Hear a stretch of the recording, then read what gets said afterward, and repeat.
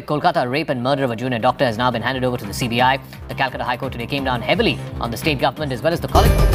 कोलकाता के सरकारी अस्पताल से इंसानियत को शर्मसार करने वाली और दिल दहला देने वाली खबर सामने आ रही है, जहां एक महिला डॉक्टर के साथ रेप के बाद उसकी हत्या कर दी गई। সুজনক মৃত্যু তার ময়নাতদন্তে যে প্রাথমিক রিপোর্ট পাওয়া গিয়েছে তাতে খুনের ইঙ্গিত, শুধু খুন নয়, সেক্ষেত্রে ইঙ্গিত রয়েছে শ্বাসরোধ করে খুন করা হয়।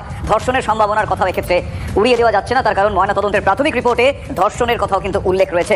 নমস্কার বন্ধুগণ, তো থাম্বনেলটা দেখে এবং প্রথমে যে ইন্ট্রোটা লাগিয়ে দিচ্ছি সেটা দেখার পর হয়তো আর ভালো করে কেমিস্ট্রিটি বোঝানোর কিছু নাই যে আজকের এই ভিডিওতে কিসের উপর কথা বলতে চলেছি। আজকের এই ভিডিওতে কথা বলতে চলেছি আজ আরজে কার্ড নামে যে হসপিটাল আছে সেই ব্যাপারে। সেখানে কি হয়েছে, কি বৃত্তান্ত হয়তো এখন বেশিরভাগ মানুষই জানে, তো নতুন করে কিছু বলার নেই। তোমাদের একটা কেমিস্ট্রি শোনানো আছে, একটি স্টোরি শোনানো আছে, ঠিক আছে?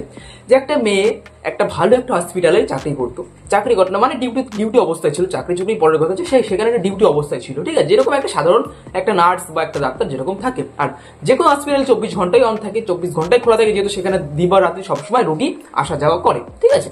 তো সেখানে তার ডিউটি ছিল এবং ডিউটি করার কালীন তার অসুস্থ হয়, মানে একটা ক্লান্ত বলতে একটা কিছু আছে নাকি যে তো আমি সারাটা রাত পরিশ্রম করছি, সকালবেলা উঠে তো আমাকে একটু ঘুমাতে হবে, তো সেরকম একটু সে ঘুমাতে গেছিল এবং সেটা সে গেছিল 12:30 1টা নাগাদ এরকম সময় গেছিল, ঠিক আছে? যতটা আমি শুনতে পারলাম। এবং তারপরে 2-3টের দিকেই নাকি একটা বিভৎস ঘটনা তার মধ্যে হয়। আর বর্তমানে অনেকে হয়তো এখন জানছে যে বর্তমানে যে আসামিটাকে ধরা হয়েছে সেটা নাকি আসল আসামি, অনেকে হয়তো ভাবছে, কিন্তু না, এটাকে ফুল পাতানো আসামি ভাবে নেওয়া হয়েছে, এটা অনেকেই বলছে এবং অনেকে বলছেও না। কেন দেখুন, অনেকে এটাও বলছে যে কেন রাত্রেবেলা সে বিশ্রাম করতে গেছিল, কেন সে এটা করতে গেছিল, কেন সে শুতে গেল, কেন? আরে ভোদাই লর মার্কার লোক, তোমার কি শোয়ার ইচ্ছা নাই? একটা তুমি যদি সারাটা দিন কাজ করো, তোমাকে তো একটু বিশ্রাম নিতেই হবে। আর একটা এত বড় একটা মেয়ে, না মানে একটা চাকরি করা মেয়ে তার উল্টাপাল্টা হবে না? আর একটা নার্সিং যদি করে তার ড্রেসপত্র উল্টাপাল্টা হবে না, যেটা থেকে একটা ছেলের আকৃষ্ট হবে বা একটা পুরুষের আকৃষ্ট হবে? তো আরেকটা কথা হলো যে সঞ্জয় নামে যে মানুষটা সে এখন ধনঞ্জয় হতে যাচ্ছে, ঠিক আছে? তো এই জিনিসটার কেমিস্ট্রিটা তোমাকে শোনাই। স্ক্রিপ্ট লিখেছে, স্ক্রিপ্টটা কিরকম হয়েছে দেখো, যে 30 মিনিটের মধ্যে একটা মাতালযুক্ত মানুষ সে একটা মেয়েকে নানানভাবে নৃশংসভাবে তাকে রেপ করা হলো এবং তাকে মারা হলো, ঠিক আছে?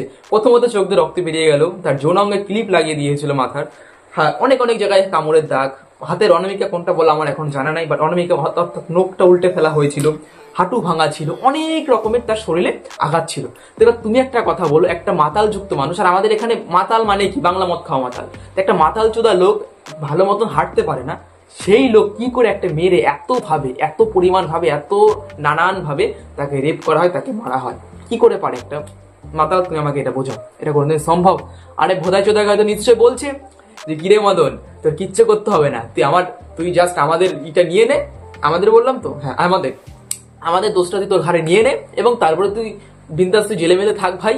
তারপরে তোর বাকি যে পরিবার আছে প্রত্যেক মাসে 30 থেকে 40 হাজার টাকা ঢুকে যাবে, কোনো টেনশন, এককালীন টাকাও পাবে, নো টেনশন, তুই চাপ নিবি না, তুই চলে যা। এরকম লোভে যদি বলে, এখন অনেক মানুষ রাজি, কারণ এই জগতে এই সময়ে অনেক মানুষ আছে যারা এখনো কাজকর্ম পাচ্ছে না, এরকম যদি অফার দেয় অনেকেই যাবে।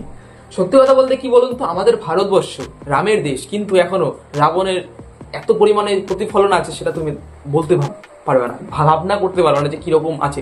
আর জাস্ট এই ভিডিওটা বানানো আমার একটাই উদ্দেশ্য, প্রতিবাদ জানানো হোক, প্রতিবাদটা চাই, আসল যে মাথা মুন্ডগুলো আছে সেগুলোকে ধরা হোক।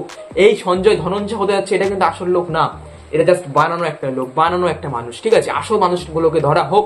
তার জন্য যেইভাবে মেডিকেল ছাত্ররা হুমড়ি খেয়ে পড়েছে ওইভাবে পড়ে থাক, হয়তো রাস্তা বন্ধ হোক, সবকিছু কথা। কোথায় দেশ স্বাধীন ভাই? দেশ স্বাধীনটা কোথায়? যেখানে একটা ডাক্তার একটা যে মানুষকে চিকিৎসা করে, সে যদি একটা রাত্রিবেলায় সে তো রেপিস্ট হয়ে যায়, তাকে মারা হয়, কোথায় আমাদের দেশ স্বাধীন? একটা সিভিক ভলেন্টিয়ার সে যদি অ্যালকোহল যুক্ত থাকে, কোথায় সে সিভিক ভলেন্টিয়ার? এরকম বালছালদের কাজে রাখে কেন আমি এটাই বুঝে পাই না, ঠিক আছে? সত্যি কথা বলতে ভাই এতটাই খারাপ লাগছে না জিনিস, এখনো মানুষ এরকম আছে, এখনো মানুষ এরকম ভাবে থাকে যে একটা মেয়েকে এইভাবে, আরে তাদের ভিতরে কি কোনো আত্মা বলতে কিছু নাই? একটা মানুষকে এইভাবে কোনদিন মারে? ওরা কি এদের বাইরে না হোলের মধ্যে না কিচ্ছেটা কাটিয়ে তাদের কাজ করছে না। থাক, বেশি কিছু বলাটা আমার উচিত না, কিন্তু প্রতিবাদ ভাই জানানো। কিন্তু ভাই সত্যি কথা বলতে ভাই প্রচন্ড রাগ আছে, প্রচন্ড খারাপ আছে, প্রচন্ড সত্যি কথা বলতে কি বলতো, প্রচন্ড রাগ, প্রচন্ড খারাপ লাগা ভিতরে আছে। জাস্ট দেখো, আমি একটা ছোটখাটো ইউটিউবার, বড় ইউটিউবাররা কিছু বলছে না, এবার আমি তো কোথাকার বালছেন, ঠিক আছে? জাস্ট আমি আমার মস্তির ছেলে পচা দাদার ভিডিওটা দেখলাম এবং তারপরে মনে হলো যে আমার একটা ভিডিও বানানো উচিত।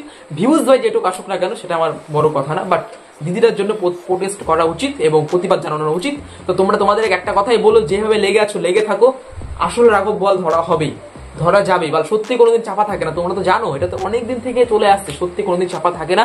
তো আশা করছি খুবই শীঘ্রই এর একটা ন্যায্য বিচার হোক, খুবই শীঘ্রই যে মালগুলো আছে, যে আসল রাঘব বলগুলো আছে সেগুলোকে ধরা হোক, আর এই সঞ্জয়কে ধনঞ্জয় বানিয়ে কেলানো দেওয়া হোক।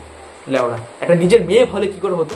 হ্যাঁ, তো বন্ধুগণ এটা হচ্ছে বিষয়। তো বেশি কিছু বলাটা হয়তো ঠিক হবে না, যেহেতু এটা খুবই একটা ভাইটাল একটা সিচুয়েশন। জাস্ট একটা কথাই বলবো যে জিনিসটাকে নিয়ে ভালো করে কড়া নজর দেখা হোক, মেয়েটার এইভাবে মরে যাওয়াটাকে হালকা হবে না নেওয়া হোক। আর এর আগে অনেকে এইভাবে মরেছে, অনেকে হয়তো বলে যে ইন্ডিয়াটা একটা সেফ কান্ট্রি, কিন্তু না, ওরা এখনো সেফ কান্ট্রি না।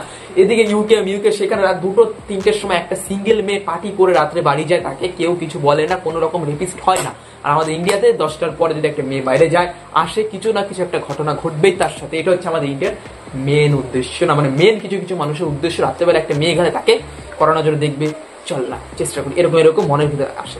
কেন ভাই, কেন আসে? আরে তুই যদি লাগানোর ইচ্ছা জানা লেওড়া, টাকা দিয়ে লাগিয়ে পচানলে ঢুকিয়ে খাদা মুখ বলে সব লজ্জা করে না।